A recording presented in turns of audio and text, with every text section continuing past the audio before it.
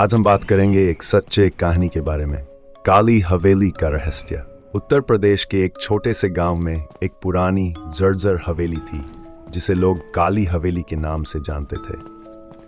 इस हवेली के बारे में गांव में कई कहानियां मशहूर थीं, लेकिन सबसे डरावनी बात यह थी कि कोई भी वहां जाने की हिम्मत नहीं करता था। कहा जाता था कि जो भी हवेली के अंदर गया कभी वापस नहीं लौटा। गांव के लोग मानते थे कि हवेली में एक प्राचीन आत्मा का वास था।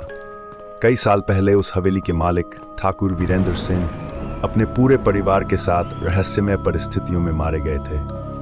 ठाकुर का पूरा परिवार एक ही रात में गायब हो गया था और सुबह उनकी लाशें हवेली के अंदर मिली।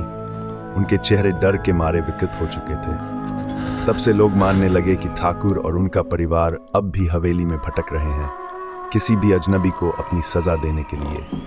रमेश, एक युवक जो गांव में नई नई नौकरी पर आया था, इन कहानियों पर यकीन नहीं करता था। उसने सोचा कि ये सब अंधविश्वास हैं और गांव वाले उसे डराने की कोशिश कर रहे हैं। एक रात रमेश ने अपने दोस्तों के साथ काली हवेली जाने का फैसला किया। दोस्तों ने मना किया, लेकिन रमेश की जिद के आगे सबको झुकना पड़ा। अंधेरी रात थी और हवेली के पास पहुंचते ही ठंडी हवाओं के साथ अजीब सी सरसराहट सुनाई देने लगी। हवेली का दरवाजा खुद ही धीरे धीरे खुल गया, जैसे उन्हें अंदर बुला रहा हो। रमेश ने हंसते हुए कहा, देखा, कुछ नहीं है यहाँ, और वो अंदर चला गया। उसके दोस्तों ने भी हिम्मत करके उसका पीछा किया।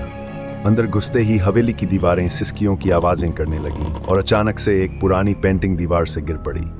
उस पर ठाकुर वीरेंद्र सिंह का चित्र था। तभी एक अजीब सी ठंडक पूरे कमरे में फैल गई। रमेश और उसके दोस्त ठिठक कर खड़े हो गए। तभी किसी ने उनके कान में धीमी आवाज में कहा, तुम लोग यहाँ नहीं आना चाहिए था। सबके चेहरे पर खौफ था।